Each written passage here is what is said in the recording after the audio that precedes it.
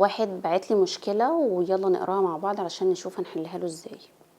بيقول لي انا متجوز من 4 شهور وده اول رمضان ليا في بيتي ومراتي حامل. اهل مراتي جم قبل رمضان عارفين انها حامل والحامل بتحتاج تغذية طبعا. كنا كل ما نشوفهم قبل رمضان يقولوا لنا احنا هنجيب لكم الموسم بس احنا بس بنجهزه كده شوية. فجم قبل رمضان اتفاجئت انهم جايبين كيلو لحمة، فرختين، لفة قمر الدين، زبيب، جوز الهند، حوالي نص كيلو بالظبط من كل حاجه.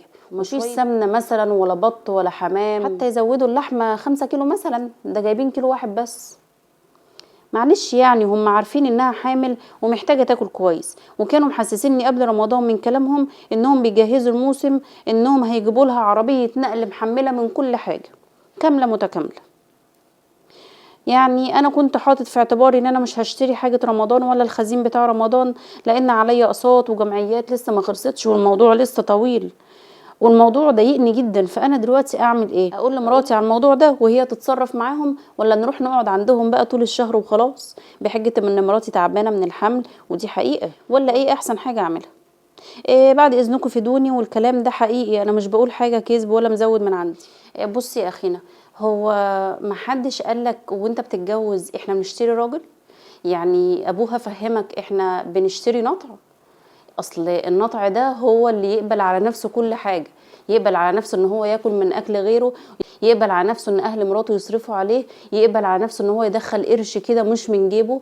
فانت ايه ظروفك بقى بالظبط؟ اولا هم ما بيجوزوش بنتهم علشان يقعدوا يودوا لها مواسم بعد الجواز، ارحم شويه.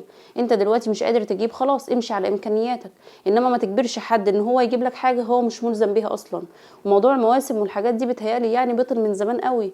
يعني اهل مراتك كتر الف خيرهم ان هم جهزوها وتعبوا في تربيتها وكبروها لك وخلوها واحده محترمه، علشان في الاخر تيجي تتجوز واحده محترمه. فمش مجبرين كمان بعد ما يجوزوها لراجل، خلي بالك من كلمه راجل، ان هم يصرفوا عليهم هما الاتنين. طب ما كانوا يقولوا لك تعالى يا ابني ما نتبناك احسن وخلاص.